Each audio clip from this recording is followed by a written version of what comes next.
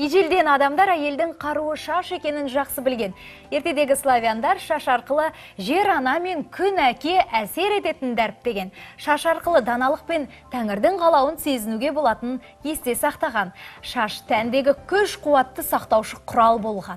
Шашты жаулықпен жауып жүру дағдысы ертеден келе жатыр. Отбасын өте нәзік энергетика деңгейінде сақтап, қорғау үшін солай жасалынған.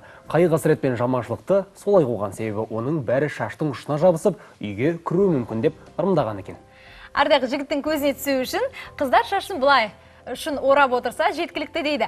Ал керісінше оның салмақты болу үшін шашын артқа тарау керек екен. Иә, сенің айтып отқан соңғы ақпаратыңды есте сақтап қалу екен. Қыздардың бәрі шашын артқа тарап сабырлы болып жүрсе екен.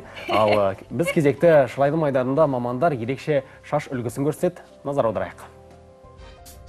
Қайырлы таң көрермендер, бүгін сіздерге арнайы үй жағдайында қалай шашты жинау екенін көрсетем. Маған көмектесетін Нұрила деген қыз. Сол себептен ең бірінші жақсылап тарап аламыз, артқа қарай. Алдымен жақсылап төбеге қарай бөліп аламыз. Енді осы буылған шашты екіге бөліп ораймыз.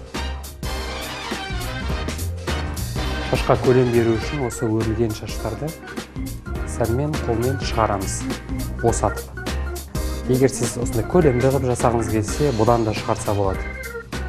Енді осыны ораймыз. Осындай шпилькалармен қадап форма жасаймыз. Егер объем жасағыңыз келсе, мына жерлердің көлемді оны осындай тарақтың ұшымен шығарып алуға болады. Егер үйлеріңізде осындай әшекейлеріңіз болса, тағып қойсаңыздар өте әдемі болып көрінеді. Сонымен біздің осы ұзын шашқа арналған шаш үлгіміз дайын болды. Тез арада осындай шаш үлгілерді жасауға болады.